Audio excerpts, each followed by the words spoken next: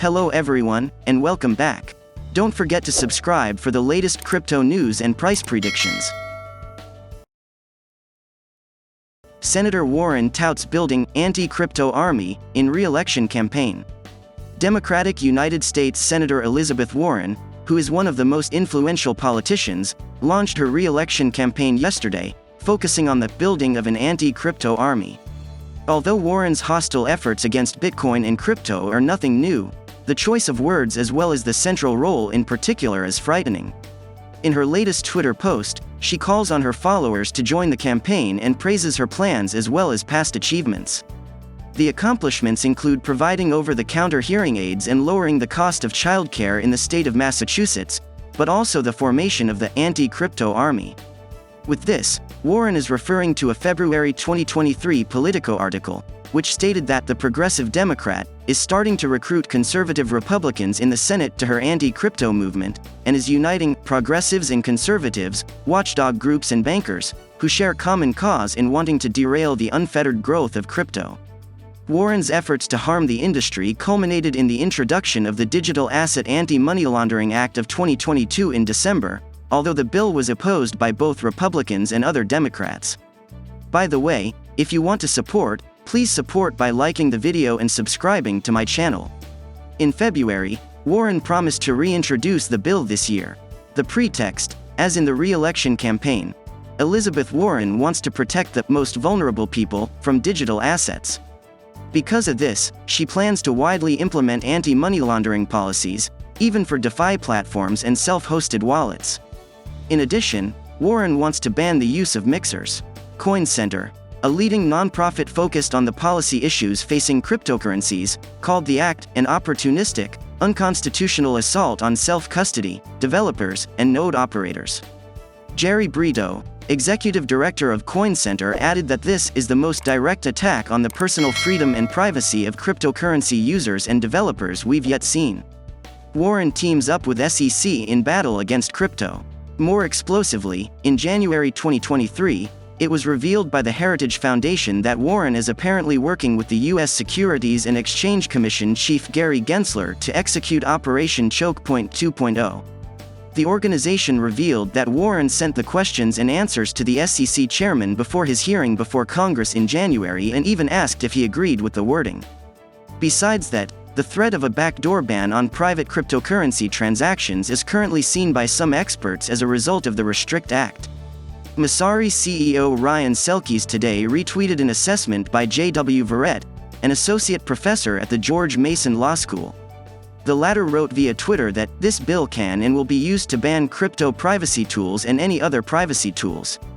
Congressman Tom Emmer, we need your help on this. At press time, the Bitcoin price continued to flourish on the new macroeconomic environment and brewing banking crisis, trading at $28,577. The stock market's upbeat mood brought the price of Bitcoin back to the upper limit of the March trading range. In the low liquid market early in the morning, Bitcoin picked up a wave of stops moving from $28,500 to $29,100 in minutes. It soon got the reverse traction with the same speed, dropping to $28,000 before entering a smoother intraday uptrend. The morning breakdown of $29,000 was false, and it is better to wait for a more solid fixation above it to talk about the beginning of a new growth impulse. A potential upside target within the formation is the area near $35,000. However, already near $30,000, BTC/USD may face short-term selling pressure. The XRP token has tested highs since May 2022 above 58 cents. So far this week, it has gained more than 20% amid hopes of an optimistic outcome of the Ripple Labs litigation with the SEC and the CFTC calling the leading cryptocurrencies commodities.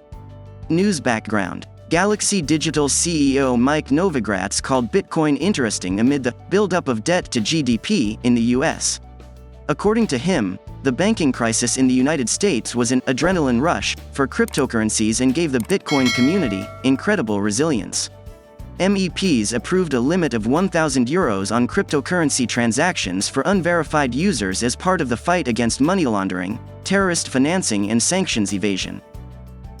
In the case of the impending Bitcoin options expiry, The put-call ratio of 0.74 suggests a slightly bullish outlook among market participants. The max pain point, on the other hand, represents the strike price at which the combined value of outstanding call and put options is minimized. For Bitcoin, the max pain point is $24,000, while for Ethereum, it is $1,600. Reaching these levels could trigger significant market movements, as investors may look to minimize their losses by adjusting their positions. At the time of writing, Bitcoin is trading at $28,613, having gained around 7% in value over the last 48 hours. It has not yet reached the local high of $29,346. Ethereum's price performance remains closely tied to the impending options expiration as well. The massive expiry of options contracts on both Bitcoin and Ethereum may lead to increased volatility and market fluctuations in the short term. By the way, if you want to support, please support by liking the video and subscribing to my channel. Bitcoin hits $29,000, but traders prepare for more volatility on Friday. Here's why. The Bitcoin price saw an eye-catching move today, initially rising 2.8% in 30 minutes to reach a new yearly high at $29,182, only to fall to $28,080 in a very short period of time. At press time, Bitcoin showed renewed strength and was trading at $28,586. Analyst Skew has several explanations for the puzzling movement of the BTC price. Aggregate CVDs and Delta show that there was a quick push into spot selling liquidity that was filled.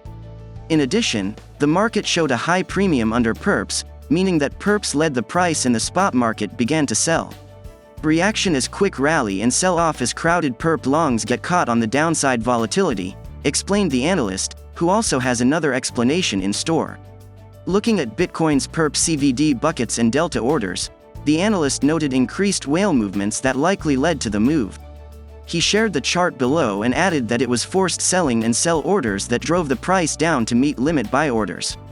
Someone wants to get filled with size here. Pretty predatory and risky because other parties will notice this setup and hunt. More volatility to come for Bitcoin on Friday. For several reasons at once, tomorrow could see even higher volatility. The first reason are the Bitcoin options, which have enjoyed rising popularity over the past few weeks. Tomorrow is the quarterly settlement day, and the quarterly contracts are currently trading very actively, with short-term implied volatility continuing to rise, up nearly 10% in one day for the monthly maturity.